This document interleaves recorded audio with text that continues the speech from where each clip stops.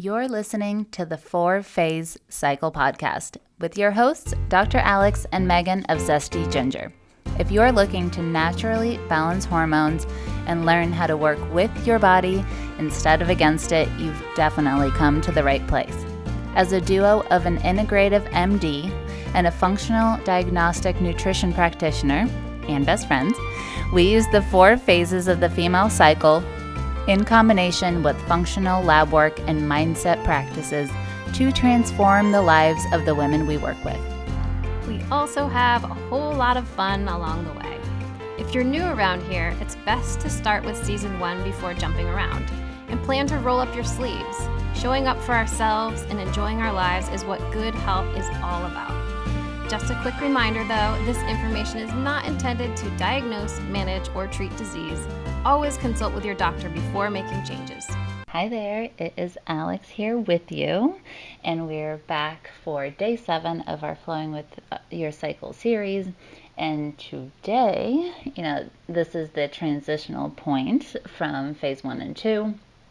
And just a reminder, so your cycle can be shorter or longer based on whatever is your normal and your set point. So, for example, Megan and I have, for whatever reason, we have 26-day cycles, both of us. So some of our things are changed in terms of the days, right?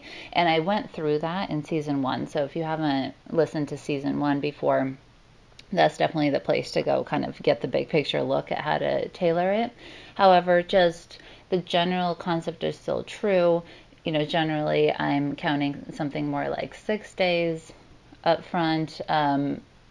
It also depends on when, as I track ovulation is what gets us from phase 2 to phase 3, right? So then I have an even split around the time that happens. So that is all in season 1, but I just say that in case you're following along and you're like, wait, how do I reconcile this?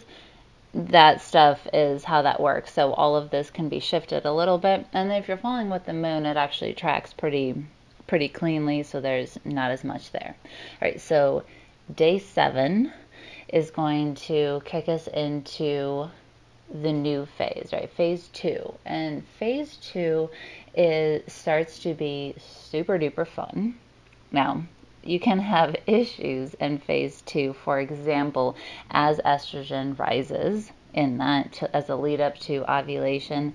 Sometimes that can trigger things like histamine release, and then people are like, well, I hear you saying, and other people, oh, around ovulation you feel really good and you have a lot of energy, but sometimes for people in that category, and that's only one example of it, then they're like, but wait, that's the time where I get anxious and constipated and bloated and that kind of thing, right? So even when we account for individual variability and experiences, there are also ways that if you're thinking here like, yeah, I know I always hear more energy in phase 2 and it is super fun. If that's not happening, there may be other things going on.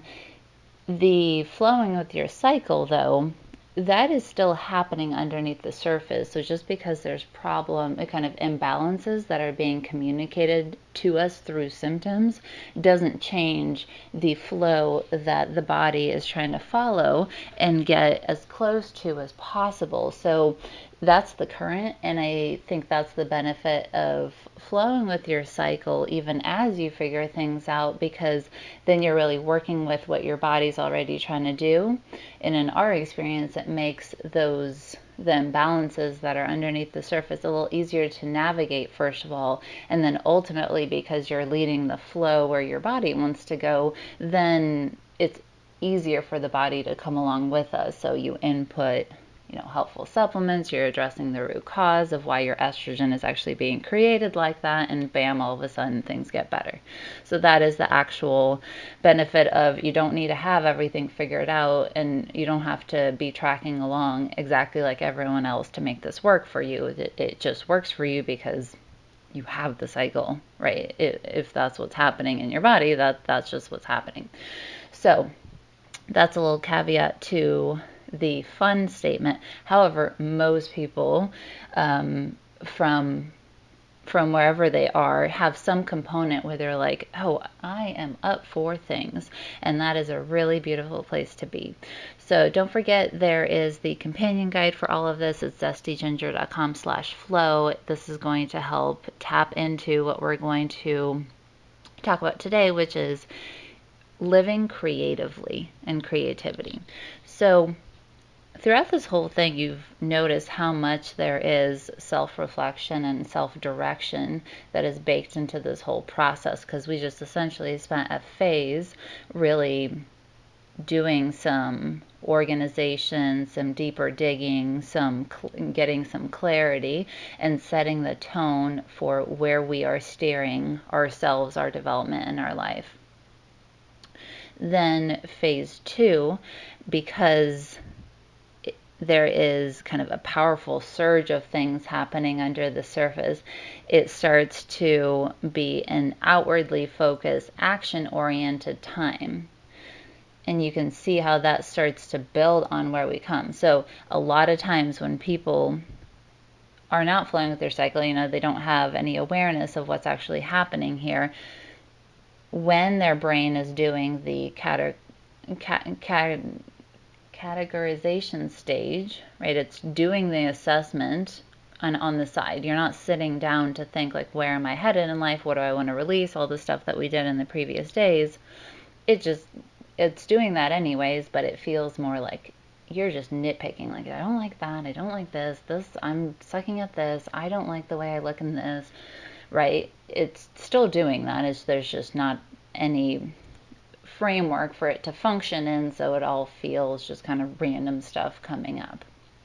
Then in phase 2, when we don't have that kind of clarity, and when we feel the energy building and the creativity that we naturally have built in begins to surge, then sometimes that's where, and let me know if you've been here, this is where when you guys screenshot and share your takeaways and your experiences is super helpful. But most people that we've talked to are like, oh yes, I do know what you're talking about, where you feel that flow of energy and then you're like, oh, I have the best idea for what I need to do. And all of a sudden you have this huge, big, long thing. You have a million to-do lists. You're like, I'm going to start exercising. I'm going to do this. I'm going to change my business. I'm going to sign up for this coaching program, right? So you take all this stuff and you put it all on your plate and you're like, you haven't cleared anything. So you're just packing it all in. And then, as we'll talk, there comes a point where the energy will come back around, because there's this natural, it's called a cycle for a reason, of introspection to action to follow through to reevaluation and feedback, leading to the next thing again. And so at some point, a lot of us are like, yeah, so I had that where I was going to change my wardrobe and I was going to work out and I was going to eat differently and I was going to change my business. And now, like, I ran out of the steam of that energy flow that I had. Oh, that must mean I don't have any follow through. That means I'm bad at this. That means I'll never be successful. That means I'm a bad human. Fill in the blank on what you got, or all of it, right? And that's where it's good evidence for us to say, because I've experienced that kind of thing, I know the cycles are happening underneath the surface. How do I set that up so that it's working in my favor, rather than that experience of nitpicking to putting on way too much on your plate to feeling bad about yourself to falling off and then beating yourself up, right? So as a replacement of that is then the experience of, as we are going to spend every day in phase 2, and with that managing the creative energy, day 7 then becomes the setup of how do we tap into the creativity, because a lot of times people have a conception of creativity of, oh, that is the part of me that wants to draw or whatever. But living creatively when you're in the flow is also the same energy that you bring to problem solving if the goal is I want to move my body, I want to fuel myself differently, creativity in that setting makes that process fun, rather than being like, I get a plan, I follow this plan even if I don't want to and it sucks, I'm going to push through, I'm going to work hard, like you see all those Pinterest graphics, right? Whereas creatively solving is like, how do I bring the creativity of like creating the life that I want on my way to more of what I want? That is a very different feeling, right? So if the movement and the food becomes fun, especially when you've done the work up front in phase 2, we had the listening to the body's cues, letting go of the blocks that actually kind of keep you stuck where you are and releasing those things, looking towards the future and externalizing that in your environment, then the creativity part of it does become really fun, because you're like, actually, I'm guiding this whole ship. What is it that attunes me to that flow of energy that allows me to think that way, right? So we are creating all of your life. And so, yes, I think from a physical sense, people think of creativity when it comes to hormones as like, yeah, then fertility and baby making. And that is absolutely also true if that is what your goal is. But we are creating whatever happens in our internal and therefore external environment as well. So it applies 100% all across the board. And so as we tap into that today and use ways of really honing that as like a skill that we have, especially in this time, then things feel like they're flowing easier, because the focus is literally on having fun, right? We do this for kids all the time. We're like, hey, we need to clean. But, if we put on the Disney Spotify channel and we like make up, my brother used to do this with me. It wasn't Spotify, obviously, but he would turn it into some sort of game. It'd be like, okay, my parents said we need to clean.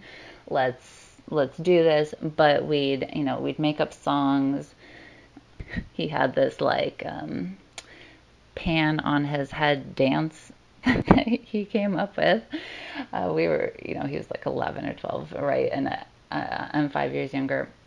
And so that kind of stuff we do because kids are always in that creative space and we meet them where it's at. But our ability to see that in them is only available to us because we still retain the knowledge of that. So this becomes the unlearning of all the things that made us serious and being like, I already have this.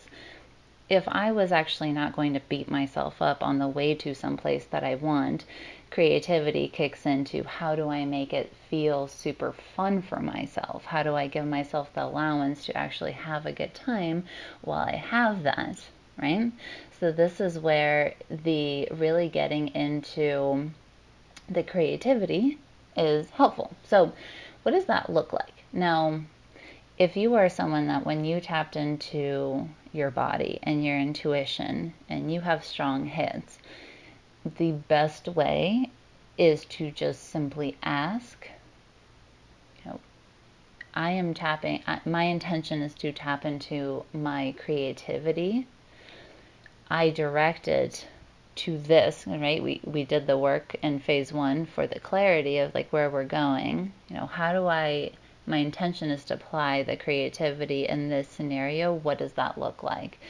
And then usually getting the answer, sometimes it comes through right away. Sometimes it's more like we need to get quiet, and whatever that looks like for you, journaling, meditating, taking a walk without listening to something, getting in the shower, kind of the things that turn the conscious brain off so that the answer can come through.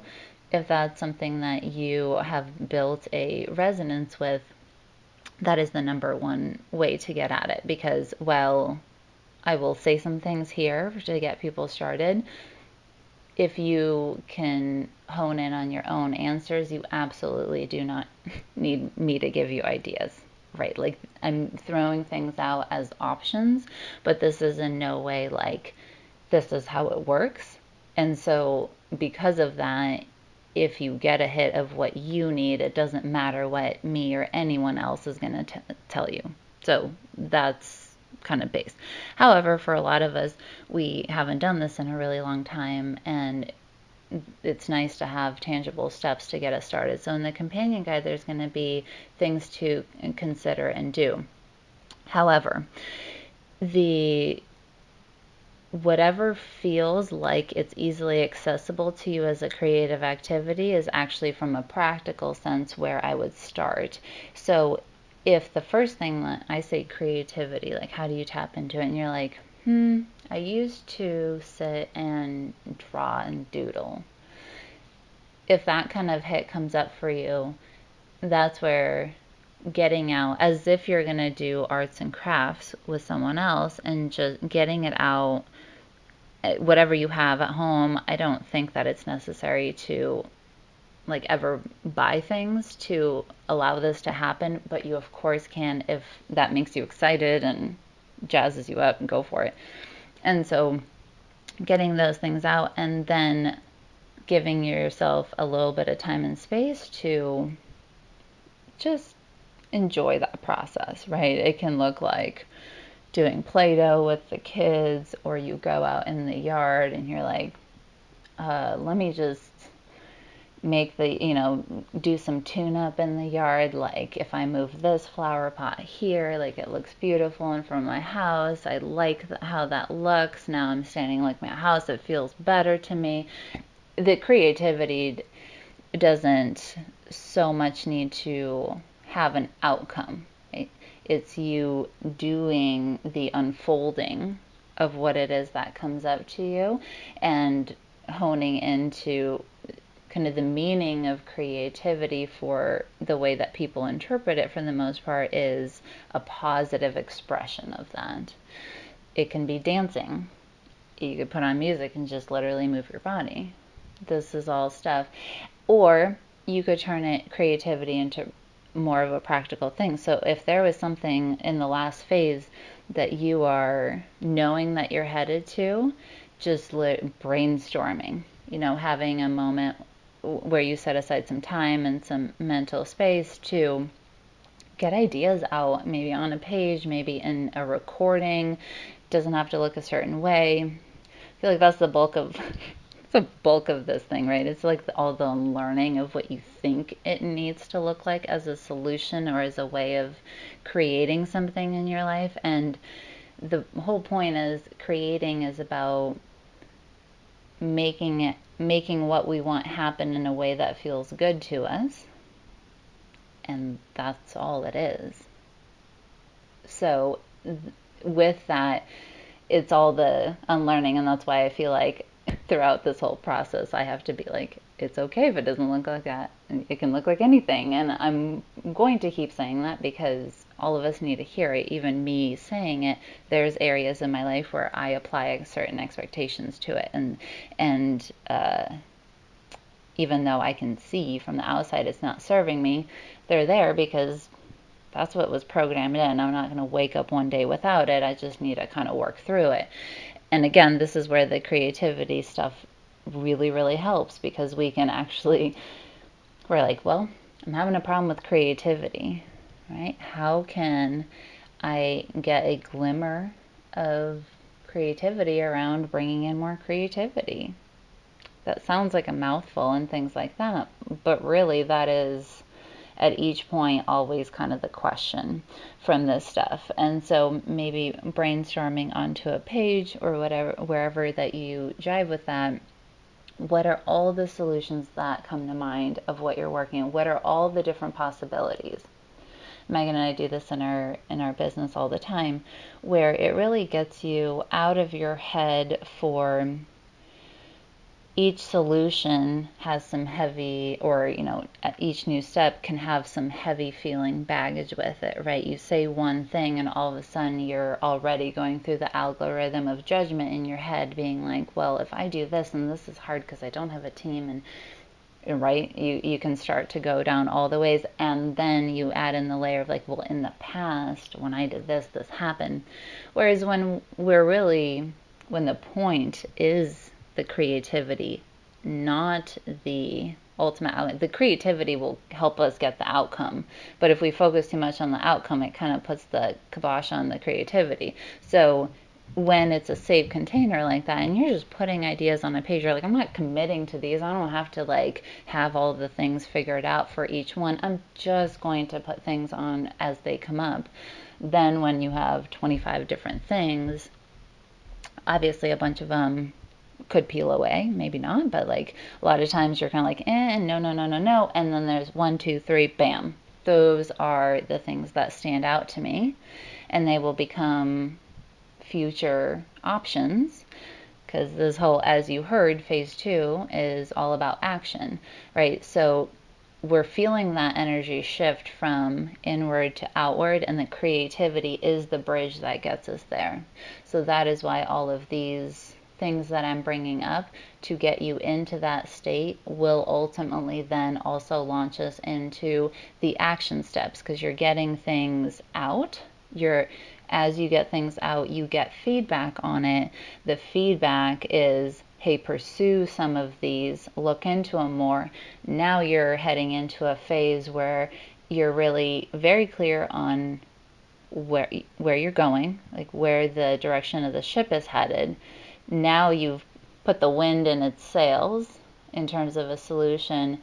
Now you go, right? And that's where phase 2 gets super duper fun, super duper just, it feels like you're flowing with the river, and that's where it feels really like you can coast along very quickly and get to your destination, because all the to-do lists in the world could just keep you busy but not lead to the destination, whereas this path then allows that to be a conscious choice on your behalf, and that is the that is the deal. Okay, the other option, the last one I'm going to leave you with, is hanging out with kids. If you don't have them, maybe you could have a friend or something you can hang out with their kids, like I hang out with Megan's kids. Or if you have them, actually going into a hangout session with the intention of watching them and their creativity and learning from them. So that also happens with animals sometimes and nature. So it doesn't have to be kids, just kids say it all out loud. So it's kind of nice. There's a lot of times where I actually ask Paige, Megan's youngest, to explain to me what she's thinking. I see her doing something, I'm like, I know she's like in it, right? And then I ask her, I'm like, what is this like for you? Like, what are you creating? What is it what's your goal? Like, what are you doing? And then the amazingness that comes out is just like mind-blowing, and I'm like, I don't even know why I pay for books and stuff. I just sit here and ask Paige things like it's an ongoing job. And I'm totally kidding. I love learning, and all of that stuff is totally cool. But with kids and nature and with environment, really the creativity is out of this world, only because nature doesn't put, and kids, they don't put a cap on it. So when we are reminded that that is also true for ourselves, it's phenomenal learning. So check out any of those options that I put out today, and then with nothing else, just set the intention for the day. How can I tap into creativity and then just have so much fun with it as much as you can, not forgetting that if you're having a bad day today, creativity doesn't seem to be coming, cool, there's more to phase 2, and then there's more cycles. So no worries, can't get it wrong, can't get it done kind of deal. And see what happens. Keep notes of it so that you have the reminder later on down the road. And yeah, just have the best time. All right, that is it for day 7. I will see you back for tomorrow, and sending you so much love. Thanks for coming out to hang with us on the podcast. It is our goal to transform the way women are treated in healthcare, and we need your help. We need your help to get the word out. We have a lofty goal of 1 million downloads, and we know that as this podcast grows, we're going to be able to reach more women, get more amazing speakers for you, and bring the most cutting-edge information. If you found these podclasses helpful, please take a moment to text 5 women you know the link to the series. We appreciate your help so much. Can't wait to see you next time.